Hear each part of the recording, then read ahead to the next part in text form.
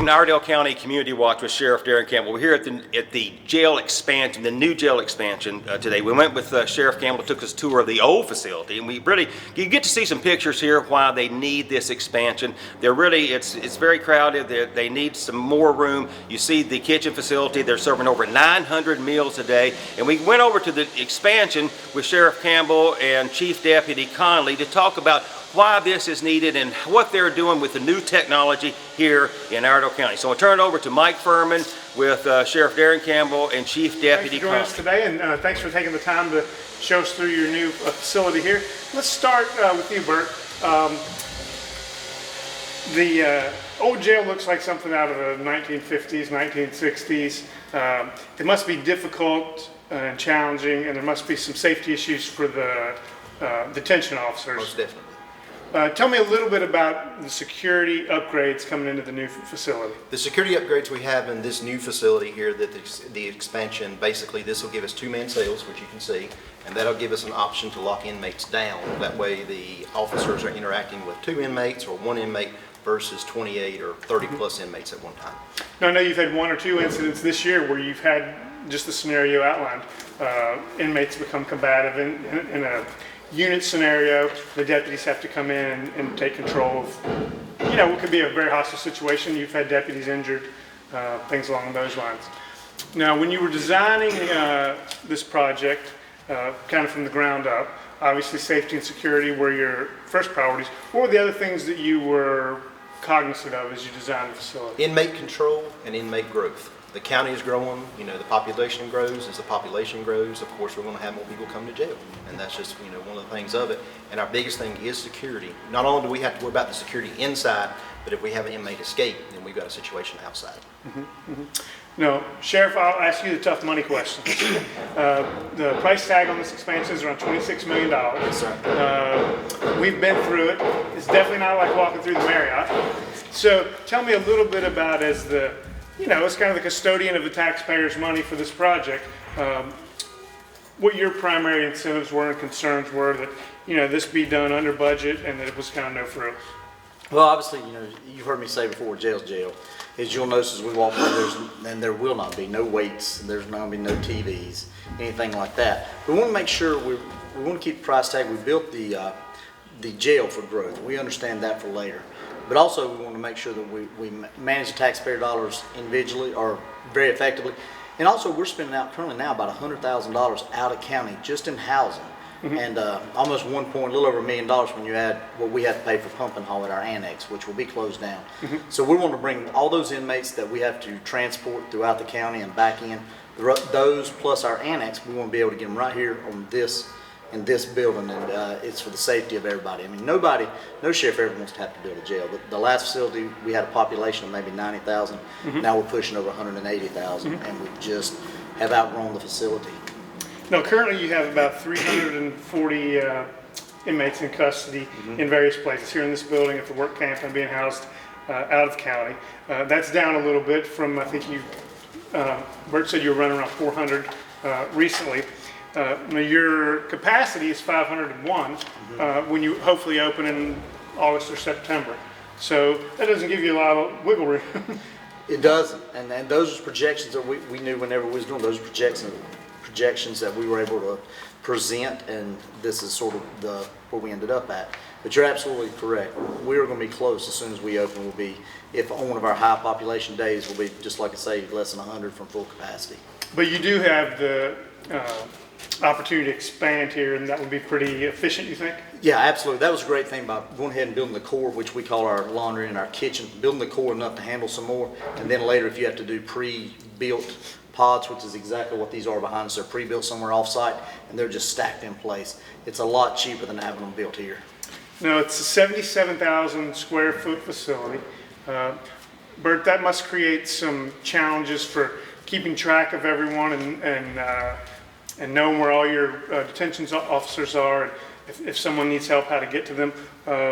What are some of the things that are going to make it easier for your staff to manage this population? We went as far as like the flooring. We've got different color flooring to let the staff know where they're at in case they get into a situation. You know, the two-man cells, we've got slider doors. There's a lot of confinement areas. If you go into confinement area, you just don't go through one door. You go through a series of doors. That way, you know, you don't have an inmate breach. If the inmate breaches one door, he has multiple doors to breach. So that will be a great help to the staff. And they're, you know, they're coming through at night, they're coming through during the day, and we're actually training today about the new building. Now, one thing that people will notice is a little different is the visitation. In the new facility, all visitation will basically be by video, right? Yes, sir. And that's another way to keep control of Yes. the inmates. So the inmates won't actually even leave their pod here for visitation. They will never leave this pod area unless they actually go to court, actually to the courtroom. That's the only time they will ever leave this area. And as you see, when you look through the pods and some of the pictures, you'll see each inmate, there'll be total control on this side, and this is an exact twin on the other side of the building. But they can see on both sides, so that'll help us on our workforce and our operations cost tremendously, because we don't have to have as many people to manage that many So inmates. what's your projected savings annually? I don't know yet. We're going to see what the first day's cost, but I know on manpower, you're probably looking anywhere from 20%, something that we talked about just from hiring for those amount of inmates. So we don't know yet till we see our first year's operation. And you anticipate saving around $100,000 a month on the out-of-county cost? We know that, absolutely, and the pump and haul that we have to do currently for the annex. That's a huge expense for us every year. So let's talk about staffing. I know you have some funding that you've set aside over the years to pay for the additional staffing that you're going to need that comes with the additional inmates. When are you going to start bringing those new detention officers on?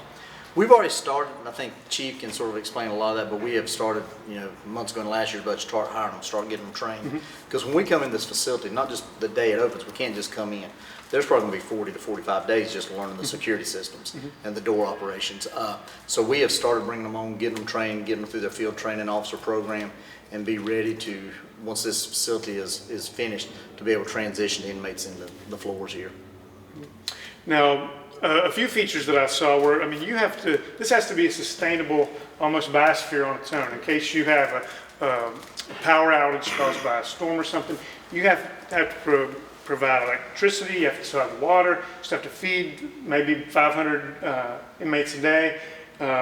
What are the things that you've done to ensure all that can happen? We've got a backup generator.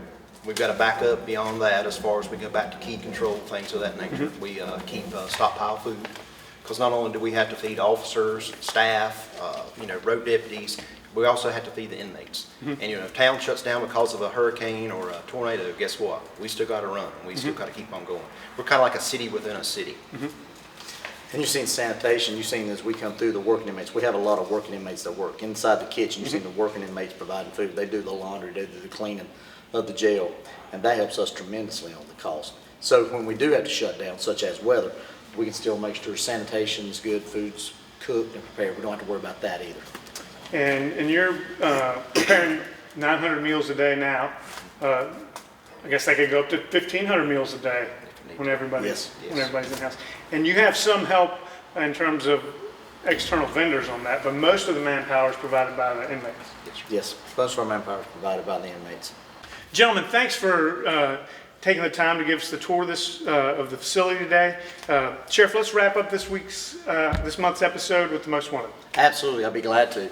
Our first one is Jamie Winthrell. She's 42 years old, of 120 Parkertown Road in Troutman. She's wanted for felony possession of Schedule II controlled substance, which was cocaine, and also misdemeanor possession of drug paraphernalia and misdemeanor probation violation. Our second one is Robert Neal Thompson. He's 50 years old, of 830 Crest Ridge Road, which is in Statesville, North Carolina. He's wanted for 2 counts of felony assault by strangulation, 2 counts of assault on a female, and a misdemeanor communicating threats charge. Third is John Dotson. He's 65 years old, from 486 Bethlehem Road. He's wanted for 2 counts of trafficking in heroin and opium. Number 4 is Ozzie Lee Edwards. He's 20 years old, from Moxon Drive in Sherrills Ford. And this individual is one for coming into our county and breaking and entering and felony larceny after breaking and entering. And our 5th and final this week is Dustin John Russell. He's 29 years old, of Beatty Avenue in Mooresville. He's also one for felony breaking and entering, felony larceny, and breaking and entering into a motor vehicle. So we'd love the public's help and any help that we can get in apprehending these individuals. All right. Thank you, Sheriff. Absolutely. And Thanks for joining us of another episode of Community Watch with Sharon Darren Campbell. We'll see you next month.